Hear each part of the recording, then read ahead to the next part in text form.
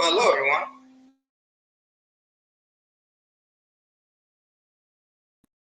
Hello. Raphael Diaz back for another edition of the MMA Ratings Podcast. It is November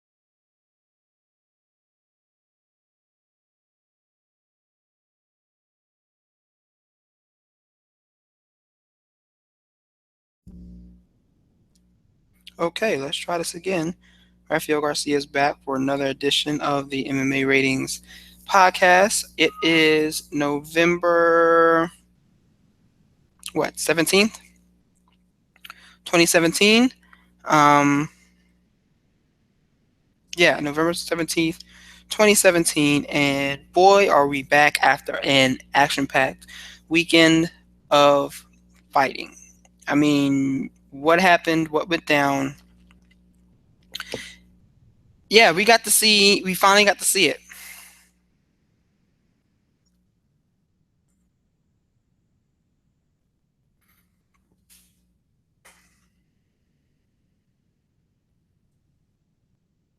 Sorry, so Schwan is not with us today, so I am live tweeting as I talk. And yeah, talking and typing is a bit harder than you would think sometimes, especially when you're trying to type a complete thought. But yeah, so I'm back to talk about all things UFC 205 tonight. We're going to look at the event as a whole, talk about what happened in the bigger fights of the night because we can't touch upon every single thing, but we're going to talk about that. We're also going to look back at what happened uh, after the event was over during the post-fight presser, and also look forward to another action-packed weekend of MMA events because we have quite a bit going on this weekend as well. So let's just go ahead and jump right into the conversation. Obviously, when you talk about UFC 205, first and foremost, the biggest thing we got to talk about is one Conor McGregor. What else can you say about this? Like, this whole moment was built around him, and it's almost as if you feel like this whole moment was built specifically for him.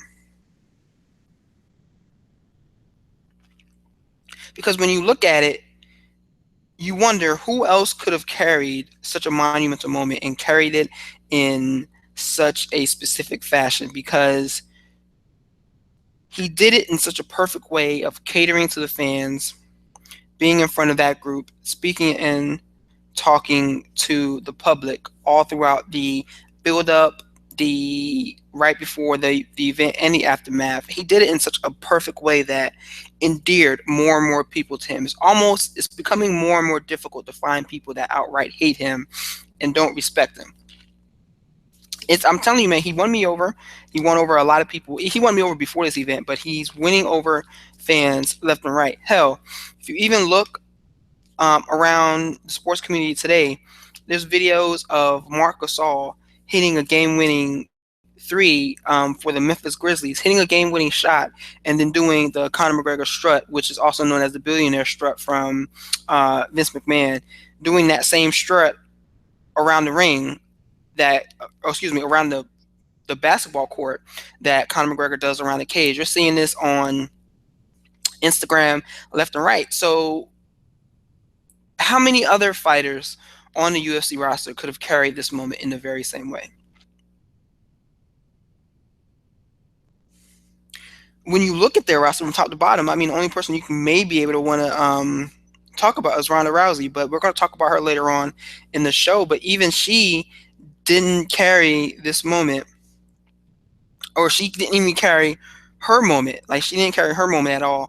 And I don't think she would have been able to carry the massive lift that this show was from top to bottom. I mean, there was a an article on Bloody Elbow today who there's an article on Bloody Elbow today that talks about how McGregor's numbers, pay-per-view numbers, have almost doubled the UFC numbers from as a whole since 2014. So like that's something that we should talk about there at a later date as well. But let's talk about McGregor's performance.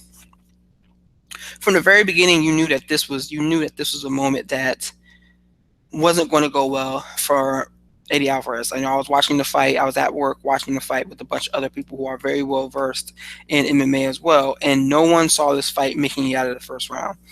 And stylistically, there were just too many issues here. Eddie is a boxer first, a boxer wrestler who presses forward and gets takedowns off of forcing his opponents to back up. Okay. How does that play in well against another man who's bigger than you, has a longer reach than you, and whose precision striking has proven to be his biggest strength? If you look at the way Eddie approached the fight, and well, I'm not going to say approached the fight because he has gone on record and said that that he did admittedly go away from the game plan. Like the game plan from their team was to use kicks, use movement, work for takedowns. He did none of that. I don't think he threw very little kicks in this fight here, landed very few strikes. But anytime he's pressing forward, throwing punches at McGregor's head, you saw Conor slip out the way and counter. Especially the fight-ending combination, 4-punch combination, let's say 3.5 combination that finished off Eddie was based off of a slip. He slides back, doesn't even really take a full step back, slides back, throws the left, right.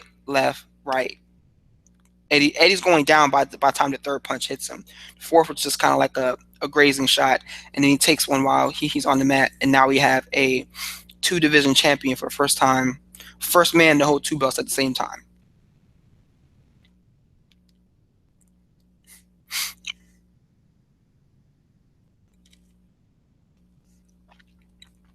We may have a guest tonight, folks. Let's see. I didn't hear from him earlier.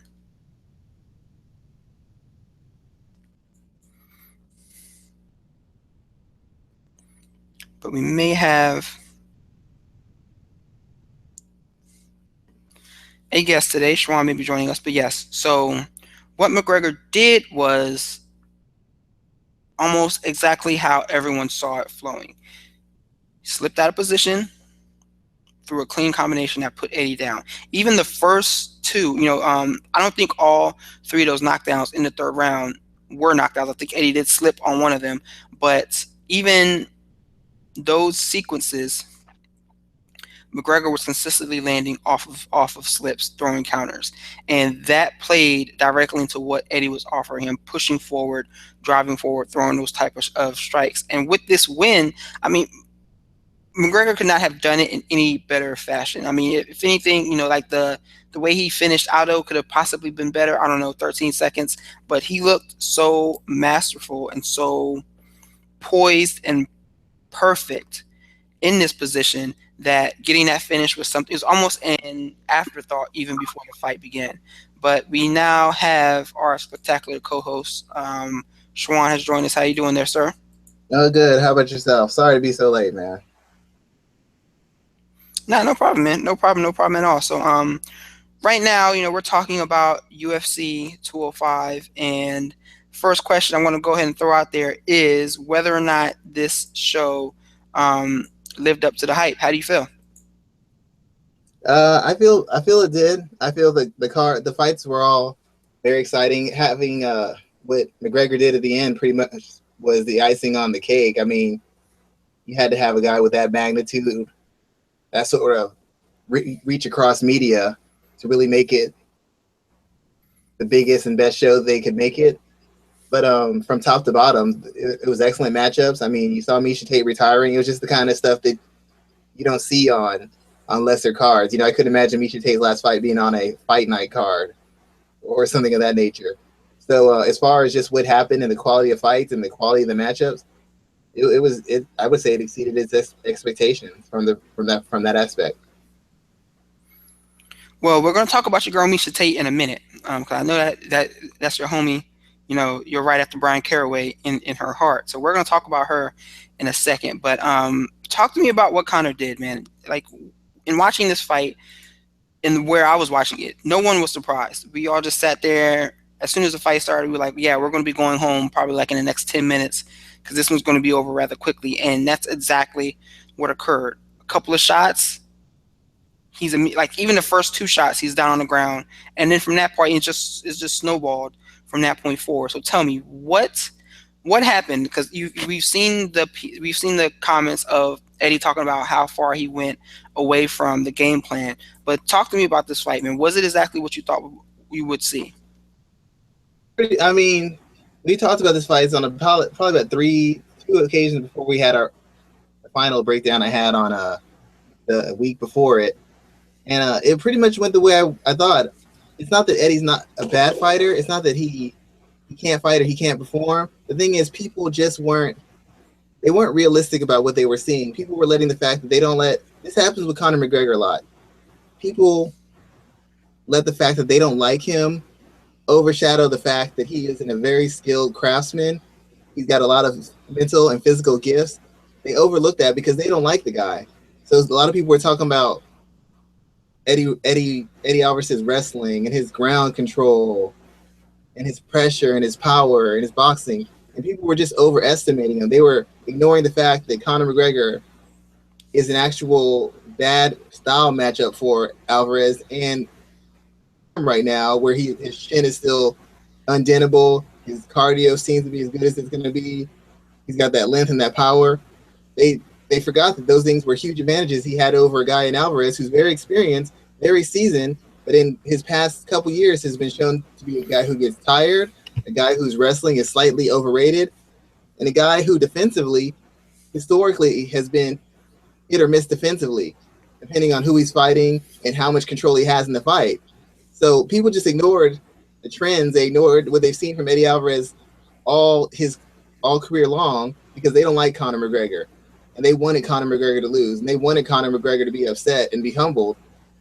And they ignored the fact that Eddie Alvarez didn't have the tools necessary to perform that, to do that on their behalf. He's not a good enough boxer. He's not a good enough wrestler. And at this stage, his chin and his ability to recover aren't there either. He's been in fights across the globe in every organization against the very best of the best his entire career. You can only take so many hard shots. You can only give so many hard shots. He's not at his best physically in regards to durability. He's not his best in regards to hand speed, foot speed, conditioning, anything. He's on the decline. And this title win he had against RDA was pretty much, in my opinion, his last hurrah as a truly top-end elite fighter. And the reason he won that is because it was a bad style matchup for Raphael dos Anjos. So people ignored the facts because they don't like Conor McGregor. And it happened pretty much the way I said it was. Eddie didn't have a footwork advantage. He couldn't penetrate that first layer of defense for Conor McGregor because of Conor McGregor's footwork, his stance, and his limb. And I said that would be an issue, and it was. What's interesting is that you point out that, you know, people can't hate on Conor anymore, which is kind of like we're kind of getting to the point where we're not quite at the point where fans who hate on LeBron James just hate on him just for hate's sake. We're not quite there yet because I'll speak to that in a second, but we're getting very close. Where we're at a point where we're recognizing that this guy is going out there and he's doing things. He's doing what he's saying he's going to do. Whether people want to recognize it or not. What's very interesting, though, is that I'm wondering what's going to be next for him, because there's a lot of questions, man. Like, he's champion now of two divisions, and he's yet to defend a title at all. So what do you do with this guy? Do you put him in there with Khabib? Do you let him call the shots and maybe make a fight with Nate Diaz, you know, someone else who's not deserving of a title shot? Do you let him go away like he's saying he's going to do? because his girlfriend is expecting a child? Do you let him go away and kind of watch as your pay-per-view revenue goes with him? The main thing I would say is they don't really. Tony Ferguson would actually be first and foremost the most viable and respectable contender because he's on a win streak, and he's had his biggest win most recently against Rafael dos Anjos. So if you want to go by activity, quality of opposition, and the quality of the performance, you would go with Ferguson. Clearly, there's nobody else around who's got his resume, his activity, and his pedigree at this stage. There's no one over him if you're going by you're going by the typical sporting. Hold on, my signal's getting messed up.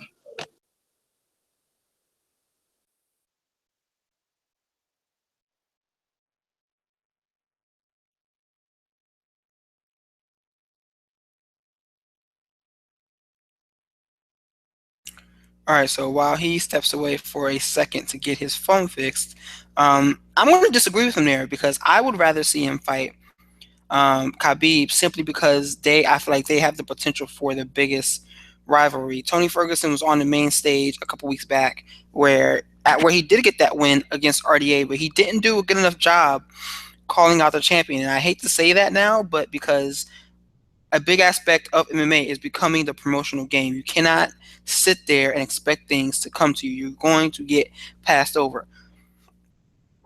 And it's going to happen to you time and time again. Okay, sorry. So I was just saying how I was disagreeing with you. I would rather go with Khabib over Tony Ferguson. Well, I understand why people would go that direction, but when I was speaking about Ferguson, I was just going off of the instance of a guy who's dependable, a guy who's got lots of wins, a guy who's hot right now. As good as Khabib is, the fact of the matter is in the past 2 years, he hasn't been dependable. He hasn't been dependable on any level. Had he been active these 2 years, you could deny him. He might have gotten a title shot before Conor got a title shot. And we wouldn't even have the opportunity for Conor to be in this position. But the thing that's hurt him is he constantly gets injured. He fell out of fights with Ferguson. He's it's impeded his ability to compete. And if you can't even show up for the fight, you can't get ahead. No, I totally agree with you on that. Like that's his biggest it's similar to what happened to Aldo. Attraction. It's similar to what happened to Aldo. Aldo kept getting injured. Cain Velasquez, another guy who kept getting injured. Chris Weidman, another guy who keeps getting injured. I understand they want to make him. He has the skills and the ability to be a title contender or fight in a title fight, but I haven't seen him. I don't know that he's not going to get injured again. Let's say they set up a title fight and he gets hurt. Then what? You got to reschedule again. Then he's going to come back and say, I demand a title fight. I lost a title fight because I got hurt. Well, unfortunately, that's not how that works in the real world. I think it'd be a good fight. I think either him or Ferguson are probably first in line as far as like actual accomplishments and skill sets. But if they're going to go for the money play, which seems like that's what they'd want to do, yes, Diaz is the big money maker. He's the guy who's going to draw people's attention, especially after the first and second fight.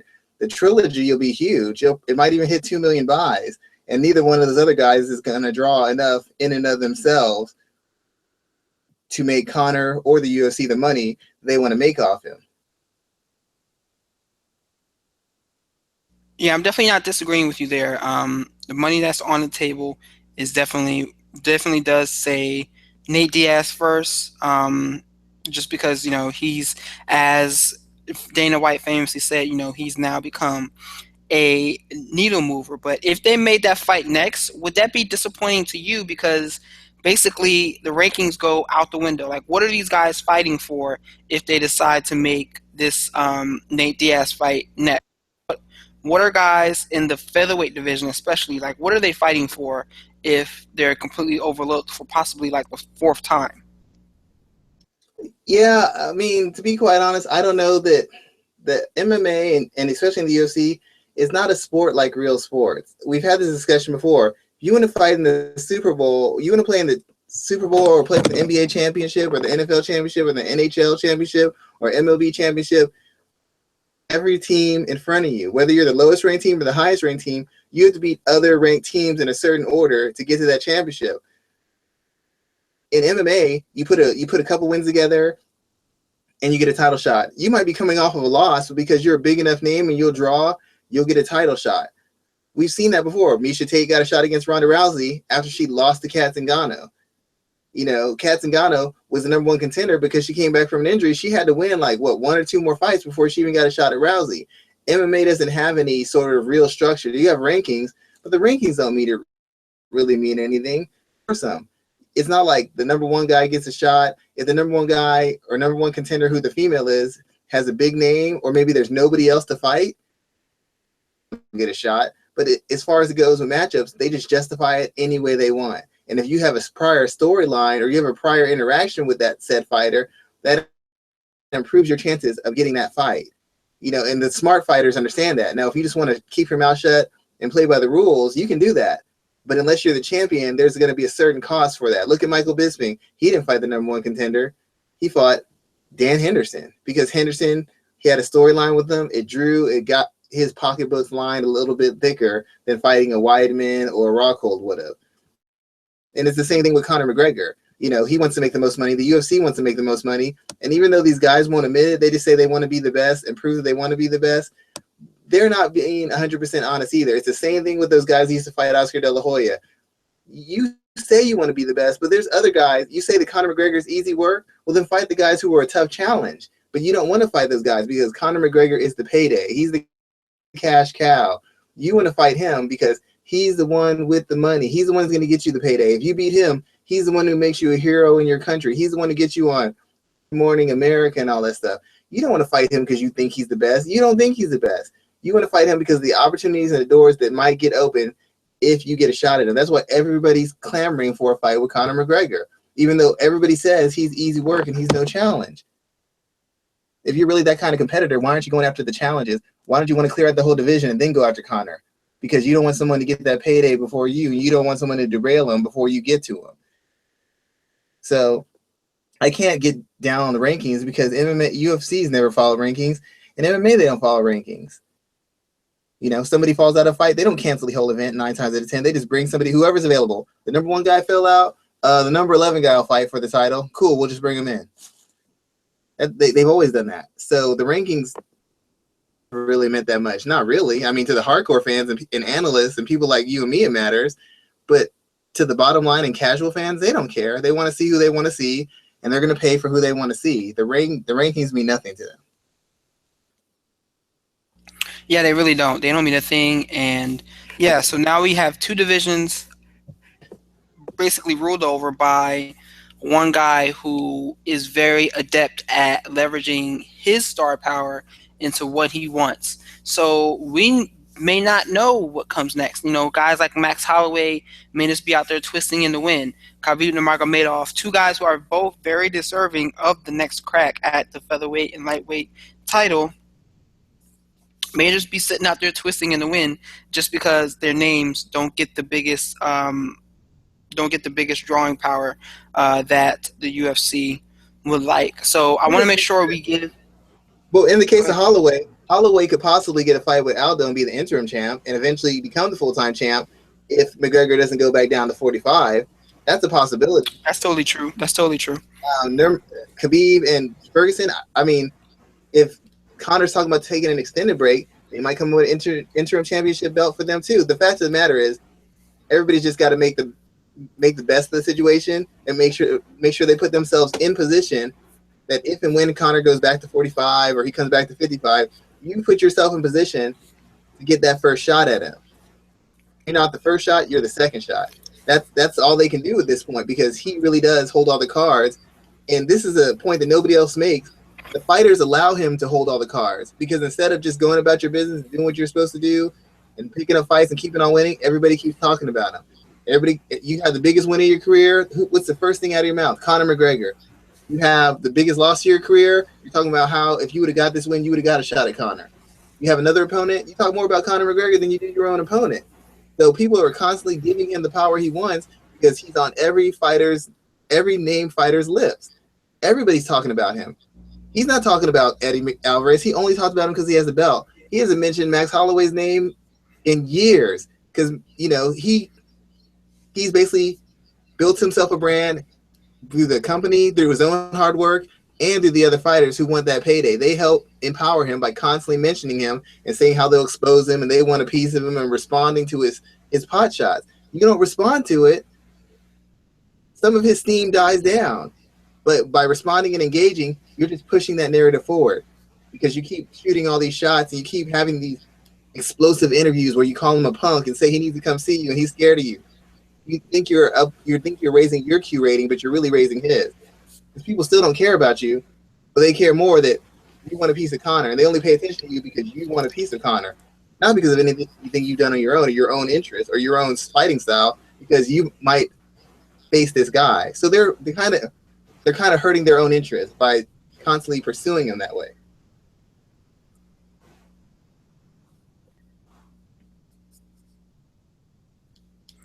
Sorry about that. I was just sitting here. I thought I was on mute. But no, I definitely totally agree with you. Like, they really are putting him in a position to become the star he is. But and even as you talk about other fighters talking about Conor McGregor, someone else who brought him up was Tyron Woodley. And Woodley was coming off of a hell of a fight against Stephen Thompson. You know, I made it very clear, very clear as day that I was rooting for Woodley for reasons outside of the cage, not necessarily just in, but reasons outside. And he went out there and he got the job done. I mean, I would have I'm not mad at the 47-47 scores there. I would have thought he could have taken a split decision win, but yeah, that was a hell of a fight, man. It went a lot differently than what a lot of people expected, a lot of people thought, and Tyron got the job done. Now he's looking at what's next for him, and he has a host of opportunities in front of him as well. So talk to me about that win or about that fight there, and did you think he did enough to win, and what were your thoughts coming away from the card? Well, first of all, I owe Tyron Woodley an apology because anybody who's listened to our show knows that from day one this fight was announced, I was quite clear that two things would happen. One, he was going to get outclassed. First, he was going to gas. Had to get a stoppage win to win it. If they get a stoppage win, he was either going to get stopped or just outclassed to a decision. And I have to hand it to Tyron Woodley that, A, he toughed it out. He fought in the spots efficiently and effectively enough where he was able to turn the fight around in his favor. And regardless of how tired he may have been, he was never tired enough to the point where Wonder Boy was able to completely take over the fight and use the volume and the variety of attacks necessary to pull away late and keep him from having those big moments of offense. I thought he fought a good fight. When he came out for the takedown early, because I still believe that takedowns take a whole lot out of him because he explodes into him so much and he spends so much energy. But he came out quick. I don't think Wonder Boy expected him to go for a takedown that quickly. I thought Wonder Boy expected him to kind of measure him and try to load up with some big shots, and then he'd be able to counter him and control him. And he came out with that takedown, and that takedown, I think, essentially won the fight. When he took him down and really put that beating on him and was laying and grinding on him and controlling him and working him over, I think that essentially made Wonder Boy gun shy from that point on. That volume you saw versus Johnny Hendricks and that versus so many other opponents, that didn't exist against Woodley. Like, he realized that Woodley could take him down, and Woodley could put hands on him, and Woodley could manhandle him and keep him down on the ground. And I think that really was in the back of his mind because he didn't really have any answers. There weren't any submission attempts, sweep attempts, reversals, scrambles. Woodley beat him up when he did. And I think that's really making him a little gun shy on his end moving forward through the fight. The only issue I had with Wonder Boy is I thought his boxing was a little bit better than it was. And maybe it was just the takedown and the abuse he took. Maybe it was because Woodley's so athletic and dynamic in his entries and his offense that maybe made him hesitate. In my opinion, if Wonder Boy's boxing game had been a little bit more fleshed out, he had a more of an active jab, he could throw a wider variety of shots. When he backed Woodley into the cage, he could have kept Woodley on the cage, feigning with the jab, using the jab to the body and jab to the head. If Woodley comes out, he could step back and check hook him. There's just a lot of things he could do instead of the kicks and to use a variety in his punches to keep Woodley guessing and keep him on the fence. Because the guys who beat him, when they put him on the fence or Woodley's backed up in the fence, they've kept him on the fence. Rory McDonald was the most recent guy, and he did it by using positioning and an active jab to keep Woodley right at the range he wanted to, and then he'd kick away at him, kick to the stomach, kick to the legs, and jab him up and down. So Woodley couldn't enter in for those big shots without getting stuck in the face with a jab, and he couldn't drop down for a takedown because of the distance Roy had and the stance Roy had and the fact that the jab was going to the body too. Wonder Boy didn't do that. It was a lot of the same combinations to the head and body. He just couldn't keep Woodley on the fence. Whoever was on the fence was getting beat up. He put Woodley there, and the Woodley would come storming back, and Woodley would put him there, and they were just going back and forth in straight lines. There wasn't a lot of pivoting and angles. But essentially, he stood in front of Woodley. He didn't have the variety to keep Woodley under control and make Woodley hesitate with his offense. And eventually, Woodley's power and his athleticism and his ability to pick the spots to explode in correctly, because in that fourth round, he landed hard, he landed big, and he essentially took the fight from that point on. All the rounds had been close except for the first round, and essentially the fourth round, which he won with that flurry, and that was more than enough for him to win it. I thought it could have been a draw, but if I go by the fact that he essentially dominated the first round, engaged in, and essentially round, almost finishing Wonder Boy with strikes and then almost finishing him with the guillotine, it's hard to argue with the fact that he won a split decision. Or excuse me, it's hard to argue that fact. I think the fight ended up being a draw, if I'm correct. I'm sorry. Go ahead. No, I was just saying, yeah, I'm not mad at it being a draw myself either. I'm really just happy at what he was able to go out there and do. I hope that he earned a lot of respect that it just seemed like the fans and even the UFC just were not giving him. It's almost like, for lack of a better term, he was written off to be a transitional type champion. But now they're sitting here with this guy who is, in every sense of the word, he's a model champion for them, but they don't present him as such. I was listening to a show earlier this week where they called Stephen Thompson a squeaky clean fighter, like Tyron Woodley isn't. This guy is well educated, family man, raises his son. I think he has a son, or he's proud father. Yes. Like, there's no reason to not call him a squeaky clean fighter, but for some reason that's the terminology they wanted to use to describe Stephen Thompson as opposed to Tyron Woodley. So for the reasons like that, that's why I'm rooting for this guy every time he steps into the cage. And he went out there and he did what I thought he needed to do. And I'm hoping that he builds on this performance enough to become the star that I hope he becomes.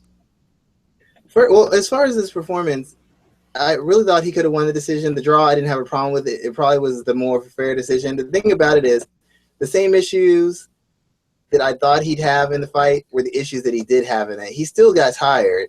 He just was able to control it and pick his spots enough to where he could turn the fight in his favor. But he dominated with takedowns and ground control. You never saw that again for the rest of the fight. Why is that? I think it's because he was tired and he can't constantly explode into takedowns.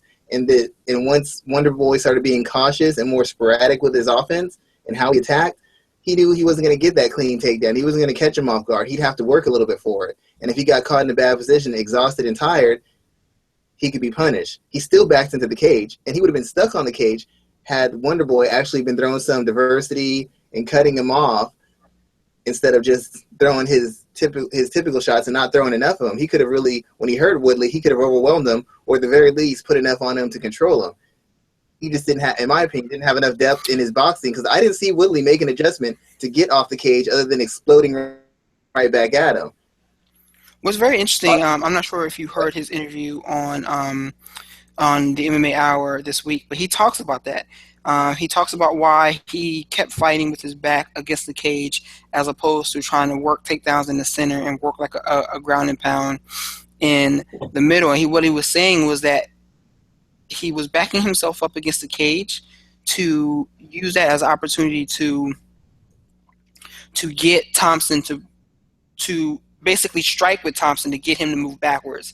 And he was talking about how he was negating a lot of Thompson's striking abilities instead of fighting him in the center of the cage, fighting him against the cage, which kind of limits Thompson's limits the angles that Thompson can take to land a lot of his shots, because he is correct there, because like a lot of shots that Thompson lands are off of when he cuts angles. And what Woodley was saying is that with his back against the cage, he limits and yes, he's limiting himself. He knows that, but he also limits the angles that Thompson could take to attack him. So while I agree with him, I understand what he was doing there. There are moments in the fight where I thought he could have done a little bit more to steal a round with maybe a late takedown or something like that to steal a round, and we wouldn't be having this conversation today because he would have won a clear cut or either a clear or a split victory. It wouldn't have ended up in a draw. Well, he makes a very valid point, and he does that as I mentioned before. And friend of the show Andrew Pearson had mentioned, his entries are pretty sharp, but his exits aren't. So by fighting against the cage, you essentially, like you said, you can only come in so many ways, having to figure out the angle to escape out on or having to pivot. If he's going to cut down, let's say he cuts down on 50% of your offense, then I only have to worry about blocking and parrying and taking certain shots that I know I can take, or defending certain shots that I feel I can defend based off my skill and physical attributes. But in the same instance, that eliminates me having to figure out which way I'm going to pivot out, which way I'm going to roll out, which angle I'm going to take to escape after I land this shot. Essentially, he's baiting Thompson in, and then when Thompson overcommits or Thompson takes a rest or hesitates in his offense, then Woodley comes off the fence with big shots. And basically, if you watch the fight enough, you'll notice, even though they were going around the cage to a certain degree, when somebody attacked, the other guy went straight back. Thompson got stuck on the cage. Woodley will say he likes to bait people to the cage, which he does, but if somebody has an active enough jab and they're smart enough with their striking and their boxing, they can keep him on the cage. He did that against Rory McDonald. He could not get off the cage. Rory McDonald was just lighting him up, picking him off, controlling him. I thought Thompson's boxing would be a little bit cleaner, and his overall striking awareness would allow him to really put the volume on and figure out some different ways to set things up to keep Woodley right there. Because that only works if you get the guy to stand right in front of you, which is the purpose of him baiting. But if the other guy has a wider selection of shots as far as his punches, uppercuts, hooks, check hooks, feints, and fakes, then he's essentially, you're going to block a lot, but because of what he's throwing, you're going to be stuck. You won't be able to get any offense off because you're too busy trying to figure out what he's throwing and how he's throwing it. All that tells me is Woodley did a lot of his research on Thompson and he had him figured out. To take advantage of something doesn't mean that somebody else couldn't take advantage of that versus him, because being stuck on the cage is not a good idea. And some of the roughest spots he's had in his career has been when an opponent has had him stuck on the cage. Yeah, he backs up to the cage on purpose, but the question is, can you keep him there? Just like somebody might give up a takedown, but if you can defend if you can defend their ground and pound and defend their submission attempts and attack with your own, then even though you've put yourself in a bad position, you've got the skills to work yourself out of it. In that case, he put himself in a position, and Thompson didn't have the skills to keep him on the defensive and consistently land offense with any sort of volume. And that lack of volume is what I think determined the fight. He couldn't put enough on Woodley to overwhelm him or to score enough points to make Woodley's gas tank kind of lower and make him hesitant to come back with his own offense. So I feel like it was very smart on Tyron's part to eliminate other holes. It still shows that he still has an issue with cardio. He can't go a hard 5 rounds, in my opinion. And I still think that the wrestling is something he can't lean on, because if it doesn't work early or somebody can stuff a shot, I don't believe he can commit to it. I don't believe he can do 2 or 3 rounds of wrestling control and ground and pound. And when the fight was happening, a lot of people were shocked that he was able to get that much damage done, because he's never shown that in his career. Not consistently, not round after round, and he still didn't show it. So I commend him on making technical adjustments and doing his homework and shutting down Thompson. But to a certain degree, I feel like certain limitations in Thompson's game allowed Woodley to take advantage of him, and for him to work out of bad spots that he put himself in, i.e. putting himself up against the cage. Because nobody in combat sports is going to tell you it's a good idea when somebody's punching and kicking at you for you to back up in a straight line. You can explain it, and I understand why you're doing it. It's still not a good idea, because if you're with a more diverse guy with a better skill set, that might get you stuck on the cage all round long repeatedly and just outwork to a decision. It's happened to him before. It just didn't happen this time, and part of it's because of his ability to process information. I think part of it's because Wonder Boy just didn't have the depth of skill in a particular range of striking. Yeah, I'm not gonna disagree with you there. That's definitely some good analysis there. What would you consider? What would be next for them? Do you automatically rematch these two guys, or do you let them go their separate ways and kind of bring them back together at a later date? Personally, he like you said, he's a class act. He's a very smart guy. I would like to see him get a huge payday. I'd like to see him get a money fight. I just don't think it's likely that he's going to get a GSP or a Nick Diaz, and I don't know who else in the welterweight division outside of maybe if Conor McGregor moved back up that he'd be able to make and get the attention that he wants to get. UFC. I know he's not just going to sit out, take his ball and go home, but I really think he might be forced into fighting Wonder Boy again because it was a good fight. It was competitive. Wonder Boy has a bigger fan base than I thought he did. It was a good fight, so they have a prior storyline, and they can do the whole unfinished business thing, whatever. But I really think until another contender kind of comes out, maybe a Donald Cerrone takes a step forward, or maybe Robbie Lawler gets a win and takes a step forward. Until that happens, the best option for him, money-wise, and as far as drawing interest and attention, is going to be Wonder Boy. I don't know. I don't think he's going to get GSP. I don't think he's going to get Conor McGregor. I don't think he's going to get a Nick Diaz. So what other option is there for him? Who else can he sell more or make more money on against fighting other than Wonder Boy? Most of the welterweights in division, you don't even know who they are, and a lot of them aren't coming off of wins and haven't looked great. So that it'd be a really hard sell. So I'm thinking they're going to have an immediate rematch, and about 2-3 months from now, you're going to see Wonder Boy and Woodley back in the octagon again. Yeah, I mean, I'm definitely down for watching that fight, but I'm just not as. I'm in the same boat as you. I hope he finds a way into getting a bigger payday because that's what he deserves right now, especially after this performance. But you just never know what these guys are going to do. That you just never know if they're going to have the opportunity to do that. So the next big story. I started arguing with GSP. They could have just said, "Hey, what do you want, GSP? We'll give it to you. Fight Woodley." They could have helped him out. They did not. He definitely did not. The next big story I wanted to talk about coming off of that show was Miesha Tate, man. She lost a one-sided fight, got pretty handled, and packed up her bags and walked away. Did you see the story where she's talking about how she's not interested? Like what she literally said while she was in the cage, that she just doesn't care enough for this. What are your thoughts about this fight and how everything went down on Saturday? First of all, as the foremost source of information regarding Miesha Tate, no, just joking. To be honest, Miesha Tate, a lot of her style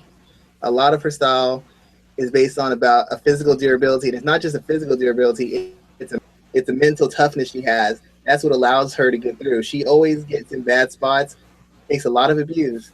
She hangs on, she grits her teeth, she fights through it, and then she systematically starts taking her opponent apart. If you watch her recent run in the UFC, even in her fights against Ronda Rousey, you'll see spots where a beating's getting laid on her. At some point, she starts resisting, covering up, trying to move to keep the fight going, and then she slowly works her way back into the fight and takes over, or starts performing much better.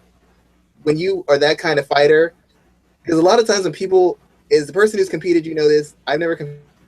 A lot of times you get hit, and it's not so much that you can't take the shot and you're going to stop going. You don't want to keep going. You've taken so many shots. You see guys tapping out for strikes. They know they're trapped, but if you really don't want to tap out, you can just take those strikes for 2-3 rounds straight, and it's going to leave you mentally damaged and probably physically damaged. But if you don't want to tap, you don't have to. Miesha Tate's biggest asset is that she doesn't want to quit, and she's willing to die to get that win, to turn that fight around. When she fought Sarah McMahon cracked her orbital bone. She turned that fight around and worked Sarah McMahon over and beat her within an inch of her life for the next 2 rounds. Fighters I've seen have got a cracked orbital bone. Fight. They're like in fetal position. I'm not calling them cowards. I'm not calling them quitters. I'm just stating a fact. She had the same injury that made Josh Koscheck not want to aggressively go after GSP anymore. She had the same injury where I've seen other fighters fall on the ground and cover up, and she fought through that. She turned the fight around. She was getting taken down, beaten up. She got a reversal, got on top, and just laid the lumber on Sarah McCann. And it's the same thing she did with Jessica. Jessica's lighting her up, beating her up. She decides, I'm going to bite down. I'm going to take a step forward. I'm going to start walking her down behind my jab. And she put the right hand on her, and then she proceeded to beat her within an inch of her life. Holly Holm was out slicking her the whole fight long, just out classing her, out maneuvering her, picking her apart, dancing away. And Misha said, I only got a couple seconds. I'm going for it. Bit down, took her down, and submitted her.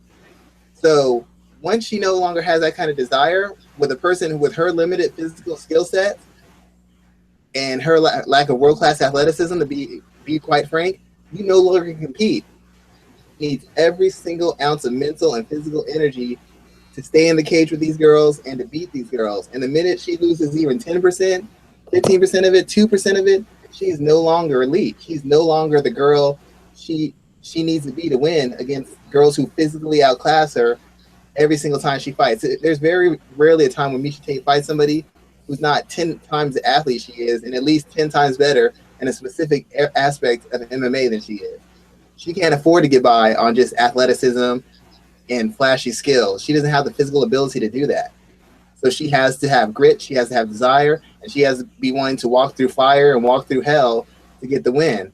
Once she's no longer willing to walk through hell, she's no longer an elite fighter. She's no longer a champion. She's no longer a top 10 fighter. That's the thing that separated her more than almost any other fighter I've seen before. When she said, I will walk through anything to get this win, she really meant it. Even when she lost to Kat Zingano, she took that knee. She wasn't unconscious. She was going for a takedown, and she wasn't going to stop fighting. So, and keep on taking it to get that win. Remember when Ronda Rousey broke her arm? I mean, you've seen guys tap at the mere hyperextension of an arm. Her arm was getting all mangled, and she didn't want to tap because she wanted to fight. She didn't want to accept that loss from somebody she thought wasn't worthy of the opportunity. And that's when she lost that, she's not able to compete. She has to have that. Friend of the show, Ben Cohn, I'm not sure if I'm saying his name correctly. We talk about this all the time.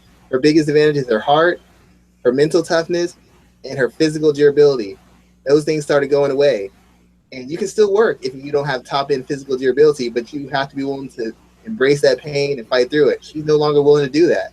And I commend her for being honest with the fans and honest with herself. A lot of fighters will say, I still wanted it. I don't know why they stopped it. And the fact is they didn't want it. And they know exactly why they stopped it. But they don't want to say it to themselves because they're afraid of what that means for them moving forward. I don't want it enough. And since I don't want it enough, I can no longer compete. So I need to find something else to do. And to be quite frankly, this hurts the UFC. She's one of the best female fighters of all time. Held Strikeforce title and UFC title. She beat the girl who beat Ronda Rousey. She's, other than Holly Holm, she's the only one who's ever pushed Ronda Rousey. She's been the number one in 2 different organizations. She's been top 5 in 2 different organizations. And she's actually a veteran of the sport. And she's very popular. So it hurts the UFC because they don't have many draws in the bantamweight division. And they just lost one, and they lost the best face for the sport. Holly Holm can't really be a face for MMA. She's been doing it for like a year and a half, 2 years, 3 years. Ronda Rousey doesn't love MMA, so you can't use her as a face of the sport. You can use her to sell it, but she's not a face. Miesha Tate loved the sport. She was invested as a coach, invested as a fighter, invested as an analyst. And now you don't have that well to go to, and you don't have her fan base to go to either. But as far as her retiring, I have no problem with it. Because like I said, once she's no longer able to compete with the best. And she's just being honest with you. Yeah, I definitely find it interesting that she was so candid in the middle of the fight and with her corner to say, you know what, I don't care enough for this anymore.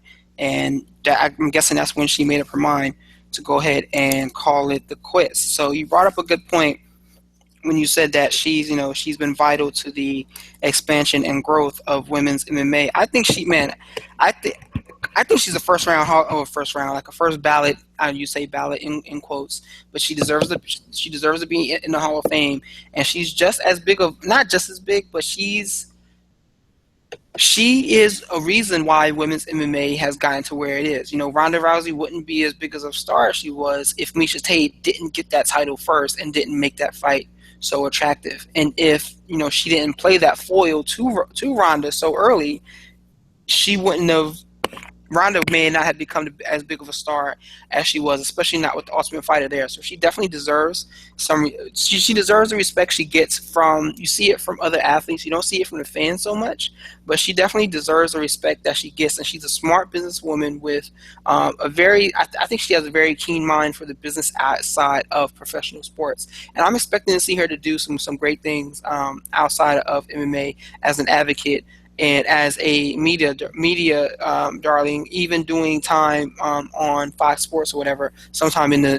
near future. Yeah, she needs to be calling women's fights, calling men's fights. She needs to be behind the desk. I mean, I like Cormier, I like Brian Stan. They're all great, wonderful people, and they're very good at their jobs. But Miesha Tate's right up there with them. I mean, if you hear her explain about why a certain person will win, why a certain person won't, why she's going to win and why she doesn't, you can hear the passion in her voice, and you can hear that the experience, the knowledge she has. Like, listen to her break down fights. Most people, I just caught them here, or they didn't want it bad enough. They can't even explain what they're doing or their mindset or why they did something, and she can really do that. She would be an asset to any organization's desk as far as calling fights or preparing for big events, and I hope she gets that opportunity. It'd be a shame that she didn't. Yeah, I totally agree with you there. So, we have two more topics to talk about. So, Khabib Nurmagomedov, he basically big brothered Michael Johnson, and it got out of hand. I thought he was going to be throwing him all around, but instead of that, it was just, I'm going to lay on you and beat on you all day. So, tell me about this guy, man. Do you put him against Conor McGregor? Do you put him in that fight and let one or two things will happen? Either McGregor dispatches him because Nurmagomedov was taking some shots early in that fight, or we see a situation where Nurmagomedov gets Conor McGregor to the ground and just smashes on him for an extended period of time. What are your initial thoughts about that fight? And yeah, let's just start there. First, just briefly, a lot of people were really impressed by this win over Michael Johnson. It's so impressive. It's so dynamic. I was impressed physically that Khabib was able to handle Johnson's power and his athleticism. The thing that didn't impress me is Michael Johnson isn't a top-end wrestler, for one, not defensively or offensively, in my opinion.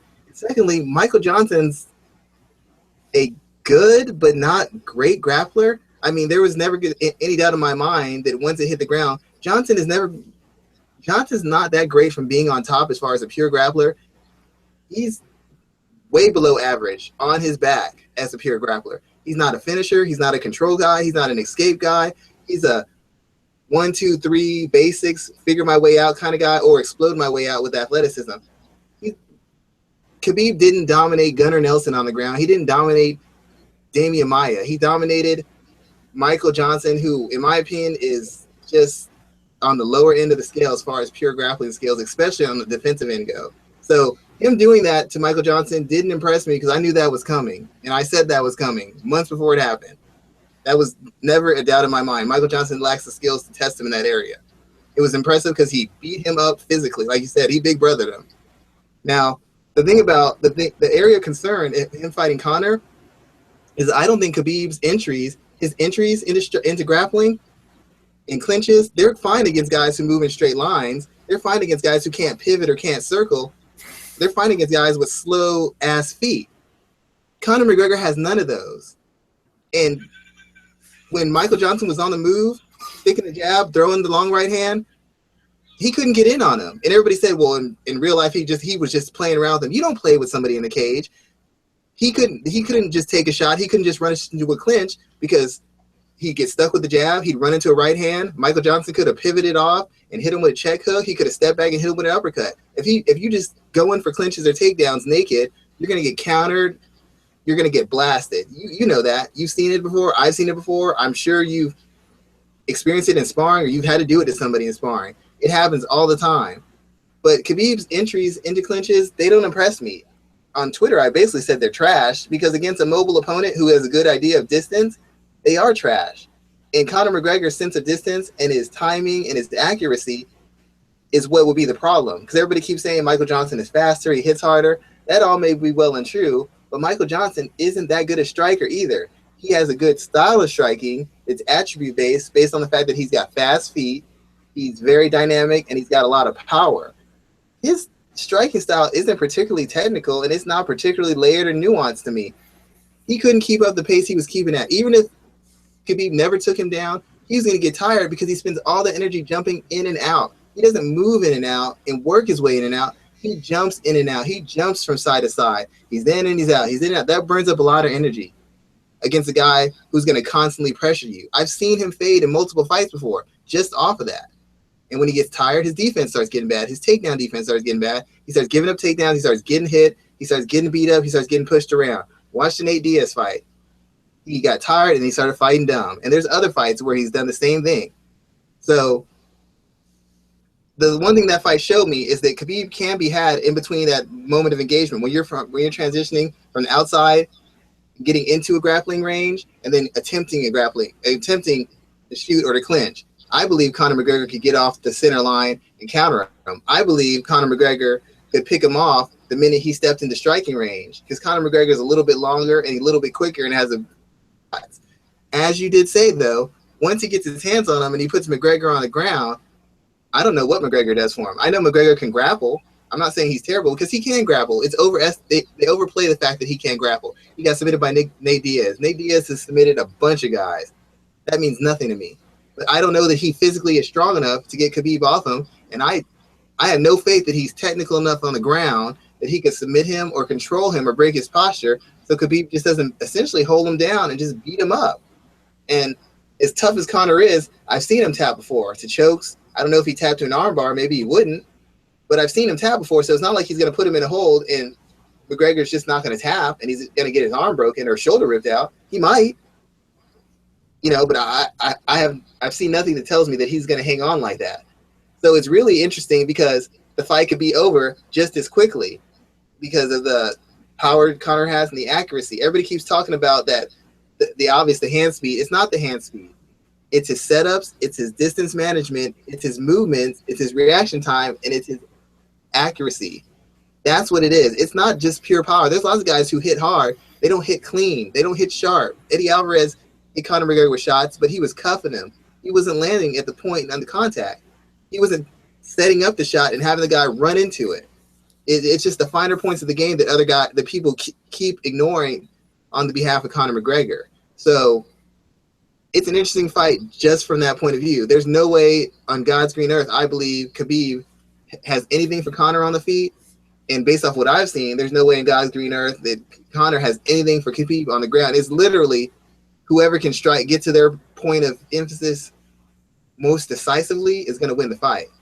And it's just as likely that Conor catches him coming in and puts a fork-punch combination on him and puts him away as it is that Khabib grabs a hold of him somehow, starts putting chains together and either suplexes him left and right or just puts him on his back and just beats him for five rounds until he wins the decision.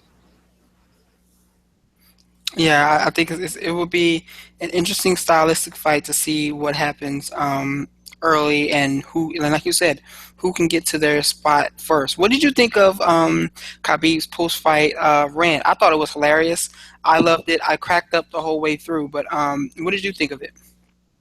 I thought it was funny because he doesn't speak super well as far as English goes, so it was kind of funny. But I do commend him for, he made a very good point. He's like, but I'm going to start talking because everybody who talks gets their shot.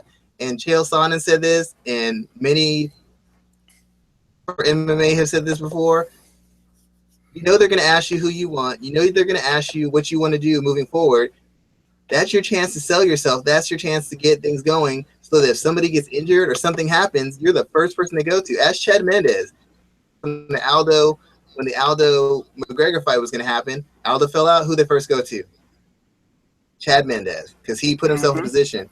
And for once in his life, Khabib started putting himself in position. He's talking trash. He's calling people out. He's getting on Twitter misspelling that Conor's losing sleep over him. Oh my God, that was funny. But he's making a point to keep himself out there and keep his name on the lips of fans and on fighters, and that's what you have to do. How did Nate Diaz get the fight with Conor McGregor? Because after he had his fight, he went on a about how he's an American ninja and Conor's an Irish ninja, and we need to figure this ninja bleep out. That's what he did. That's what he did, and that's what Khabib's doing. He's trying to force the fight by speaking through the media, going through every outlet he can, and challenging Conor's manhood, and making sure that the fans and the organization keep pressure on Conor. I don't think it's going to work. Conor's too smart for that at this stage, and Khabib's got nothing. He's got no title. He's got nothing. He's got no big fan base. He's not got no guaranteed huge payday for Conor. He's got nothing that's going to make Conor McGregor jump, but he's playing it as smart as he can. And if nothing else, it's going to keep him in the conversation and probably make him at least one fight, maybe two, away from the title. He might have to beat Ferguson if he's willing to fight him. According to Khabib, he's going to have to be let go from the UFC if his next fight isn't a title fight. And if he's going to wait around for a title fight, he might be out for like close to another year waiting to get that fight. Yeah, so it'll be interesting to see what's next for him. I don't think that they give him a title shot, but someone did bring up a good idea or a good point of that there's a potential that someone's going to be fighting for an interim fight at some point in time over the next couple months. So before we go today, I want to talk about all the MMA action we have this week. We have 3 on they have 3 cards on Friday. Let's see, or excuse me, the 18th. What day? 19th. Saturday. Saturday. Yeah, they have 3 cards on Saturday. We have UFC Fight Night 100, UFC Fight Night 99, and Bellator 165. Even with all these fights, I'm only interested in 3 right now. I'm interested in Michael Chandler versus Benson Henderson for the Bellator lightweight title. You know what? I think I just lied. I'm interested in 2. Don't lie to me. Uriah Hall and Gegard Mousasi. That's it. Well, they're not very strong cards. Nope. That's all I got. It's like they're trying to get through all these cards so they can start their new organization of the UFC and start cutting back. Let's just get all these people the fights they're supposed to get so we can reboot and get this thing running the way it should get running. So, the only fight that really kind of stands out to me is the Michael Chandler Benson Henderson fight. Benson Henderson hasn't looked good. Man, he hasn't looked good since leaving UFC, even though he was supposed to be that big name that was finally brought and finally moved over. But he hasn't looked good at all since then. Do you think he comes out with a victory here? For some reason, man, my heart is telling me to kind of push back and say, no, you know what? No, he may not be the guy. I mean, he came to Bellator, and I'm not saying, I don't know that he was declining, but he came to Bellator at a stage where he wasn't at the height of his powers, either in popularity or leverage with the UFC. The UFC was willing to let go of him for a reason against a very, very big welterweight. A lot of what Benson Henderson does, he's a very skilled fighter. He likes to bait people and counter, good kicks, solid punches, not very complex or particularly technical punches, good wrestling, good submission skills. The problem is a lot of what he does is based off him outworking you and physically manhandling you. He's a big lightweight. That's why he's able to fight at welterweight and beat some of the lower level welterweights he fought, because he's big, strong, and he's durable. And when he fought in Bellator, he didn't have that strength of it. He couldn't move that guy around. He couldn't keep him on the cage. When he didn't get the clean takedown, he couldn't just muscle him down. When he kicked the guy, he's just kicking people and people taking a couple steps back. He kicked that dude and the dude fired right back on him. He pushed that guy and the guy pushed him right back. He hit that guy with his best shots. The guy hit him back and hit the guy's shots, rocked him and pushed him back, and his shots weren't getting the dude's attention at all. So it was just a mismatch based off physical. The guy would be a tough style matchup if they were the same size, but with that kind of weight advantage, his takedown defense was much more effective against Henderson. His power, his striking, which was already far superior to Henderson's, just got enhanced because of that size advantage. Just think about how Pettis beat up Oliveira, partly because of skill, but partly because he's used to facing bigger, stronger, more physical guys. Oliveira had nothing for him. He walked him down. He beat him up. Every shot he hit him with was rocking him, pushing him back, and hurting him. So that's essentially what happened to Benson Henderson. He didn't have the strength nor the physical durability to stand up with a guy with that particular skill set and style. Against Chandler, I think Henderson has a very good chance. I don't really know what to think of him because I haven't seen him long enough. Pitbull got hurt. He fought a welterweight who could have been a small middleweight. So we haven't really had a chance to see Henderson against an actual lightweight. We haven't seen him against a guy who kind of matches up with him physically. And I think he has an opportunity against Chandler. I still believe Chandler isn't the same guy he was prior to the fight with Eddie Alvarez, that second fight. I believe Chandler still has the physical skills. He's still fast. He's still strong. He's still explosive. I don't believe he's as fast, strong, or as explosive as he was prior to the fight. To me, I see him slowing down a little bit. And I see him being a little bit more technical and defensively aware because I don't think his chin's there. I don't think his chin's there like it used to be. I don't think his ability to recover is there like it used to be. Those fights against I forgot the guy who went to UFC, Will Brooks. He fought Will Brooks. Those were two grinding, punishing, long fights. His fights with Eddie Alvarez were two grinding, high action pace, long, punishing fights. And I think it's worn on him, and I think he's vulnerable when he gets hit. It just recently he hasn't gotten hit. I don't think a fight starts until both guys get hit. And I think when Chandler takes a shot, we're going to find out how much he has left. But the main thing is he works with his hand speed. He likes to work at a certain pace, at a certain range. I think if Vincent Henderson can bait him and counter him and pick him off with long shots, long kicks, long punches, I recommend a push kick or that karate front kick, snap kick to the gut and to the head. If he can keep him at a range and get Michael Chandler leaping in or getting over aggressive, where he can tie him up and take him down and start working him over, I think Henderson can win it. I think Henderson can win a decision. He might be able to stop Chandler because, as I said, I think Chandler's been compromised. I think he had 4 really tough fights, and those took at least 2 years off of him as far as being an elite lightweight. That's just how I see it. I don't think he has a whole lot left as far as durability goes. I don't know what to say about Benson because I just haven't seen enough.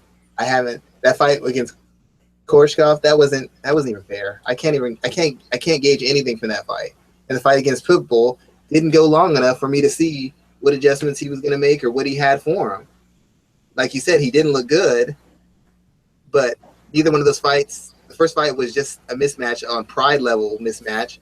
In the second fight, it just didn't go long enough for me to see what he had left or if he could make an adjustment. So it's really hard to gauge Vincent Henderson and what he has and what he can still do because we've just seen so little from him. I still think this is going to be the fight that determines whether he's still elite on any level. And me personally, I think he is. I think he can get Chandler. I thought Chandler would have lost to Josh Thompson. I think Josh Thompson was going to be able to beat Chandler, and I think Vincent Henderson can pull it off. I don't know that he will, but I think he has enough tools and enough experience, and I think he's fresh enough where he can work his way out of it. Even though taking the beating he took against Koreshkov has me a little concerned, I still think he hasn't been in as many punishing and grueling, physically punishing fights as Chandler. I think he has a little bit more left. If he doesn't, then we're probably going to see him getting knocked out within the first 3 rounds. But if he does, I think he can win a decision. He might stop him late, but I think he can definitely win a decision. So you got Chandler winning by decision? I'm gonna go out on a limb and say I'm gonna go with Mr. Henderson. Okay. You know what? I'll take Michael Chandler on that bet just because I think that I don't know. I'm just gonna go ahead and take Michael on that bet. As far as what you've seen is what I've seen from people recently. Chandler's probably the safer bet. I mean, he's looked better and better, but there's just something about his style and something about what I've seen from him when he gets hit. He just doesn't look as sturdy as he used to. And I can't imagine Vincent Henderson understanding the stages out of his career and understanding what's at stake and given his skill set and the level of competition he's faced. I can't imagine him just having Chandler walk through him. I just can't see that happening.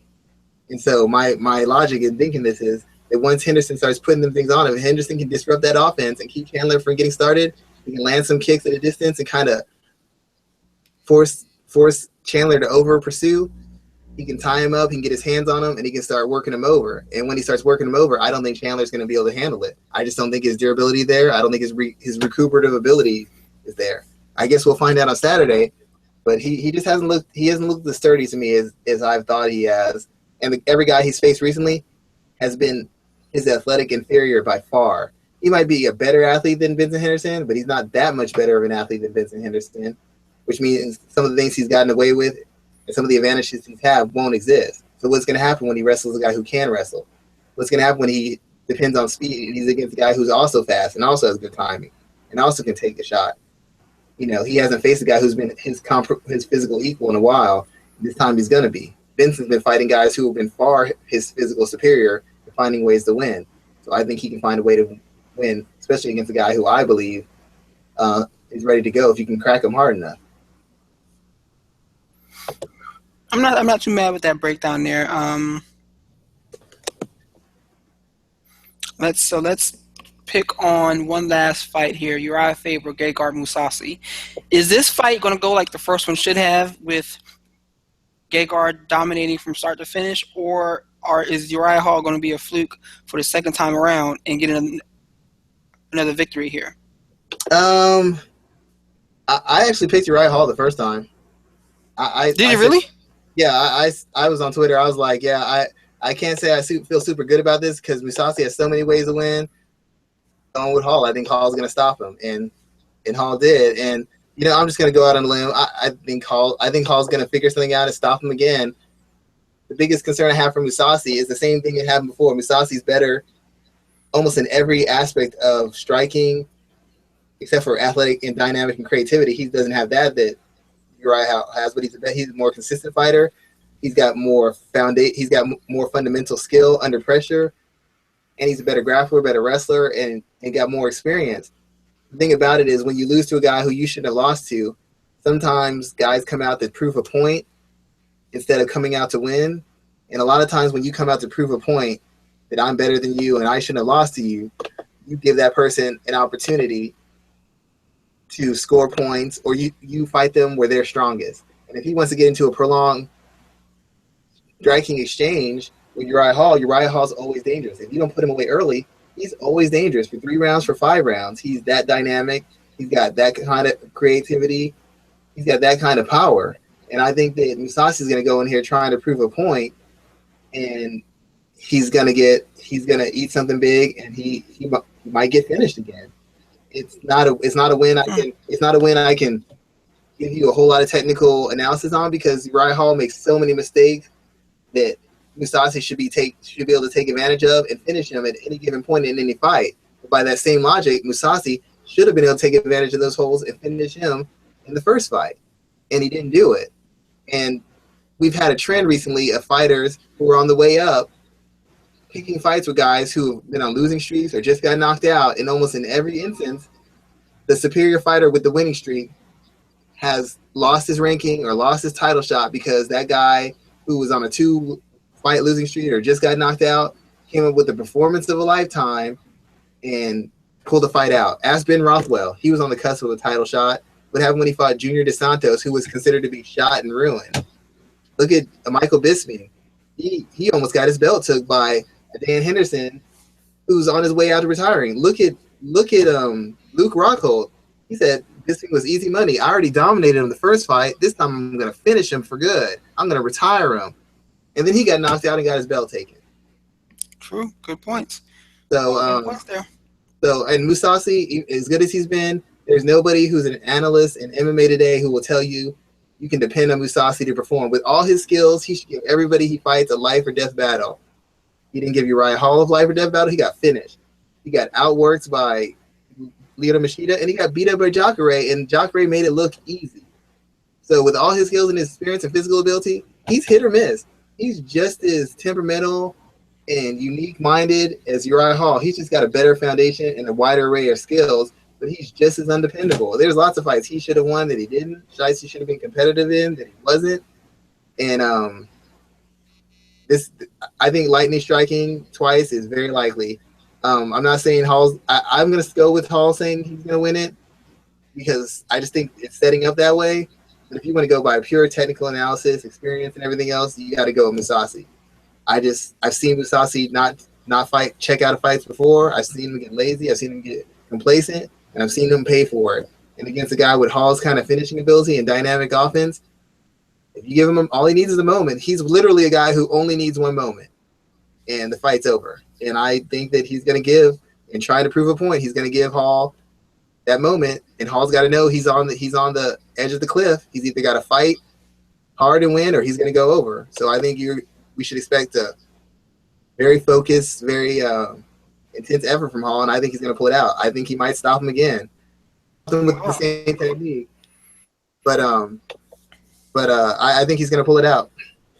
That's a pretty interesting pick there, sir. I'm looking forward to seeing if you are right or wrong at the end of the weekend. You and me both. So with that in mind, let's go ahead and close the show out. Let us know what you're working on for this week. I'm still working on my original piece about camps, looking outside their camps for help. I'm thinking about trying to take a different take on the Conor McGregor phenomenon. It's going to be kind of discussing what the reason is, the motivation behind fighting Conor McGregor. A lot of people seem to have some miscommunication, and they put all the blame on Conor McGregor. And I think they're taking the easy way out. I don't think they're holding their own fan favorite fighters to the same standard that they're holding Conor to, and that's what also assists in the Conor McGregor show moving forward. As usual, you can find me on Twitter. I will probably be live tweeting throughout the fights. Black Jordan Breen, you got any questions or you want analysis? You can either ask me directly or you can follow my line. I always put hashtag all lowercase MMA Ratings, and it's usually my thoughts about upcoming fights, my thoughts on random thoughts on certain fighters or certain matchups, or just where I think a fighter could improve or where a camp can improve. I discuss anything and everything combat sports, boxing included. And before I hand it over to my esteemed colleague, Raphael, I just wanted to say I wanted to make a brief comment about Joanna Jędrzejczyk. I know I butchered her name. I think this move to ATT is a very good move for her. I mentioned this earlier. I think she's realizing that other girls are coming in with skill sets that are going to be able to, that being able to strike and defend takedowns is not going to be good enough. And I think she understands that in all her title defenses and even in a few of her fights before she got to the title, they were all very long, very punishing, very high activity, very back and forth fights. And that takes a toll on you physically. You only have so many tough fights. You can only take so many big shots. You can only be perfect for so many rounds. And it starts to catch up to you. And I think she's understanding that her fight with Eterno, she got lumped up a little bit. Her fight with Gadelis, she got dropped and got kind of manhandled and roughed up. And against Carolina, she made a big shot and possibly could have been finished had a couple things not gone the way they went.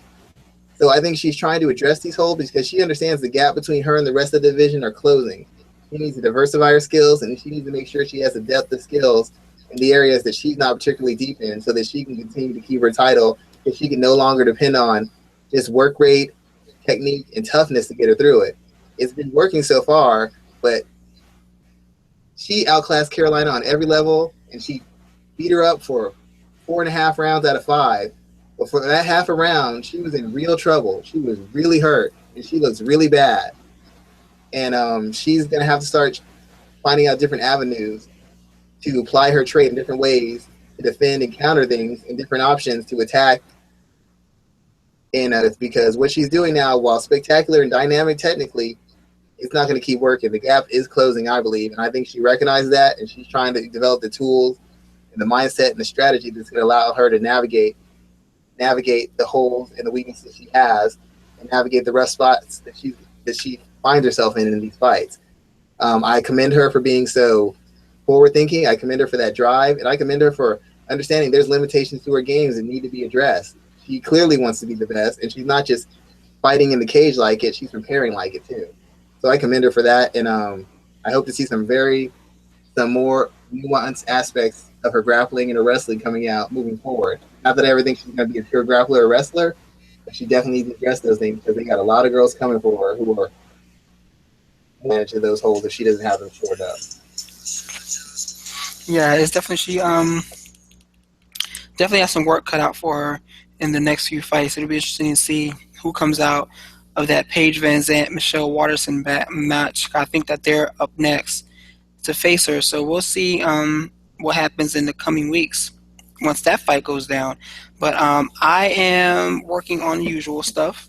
Just finished a grappling preview on Yuri Simois for Bloody Elbow, and I still haven't done any writing for MMA ratings this week, but that is coming. It's been a long week, very long week.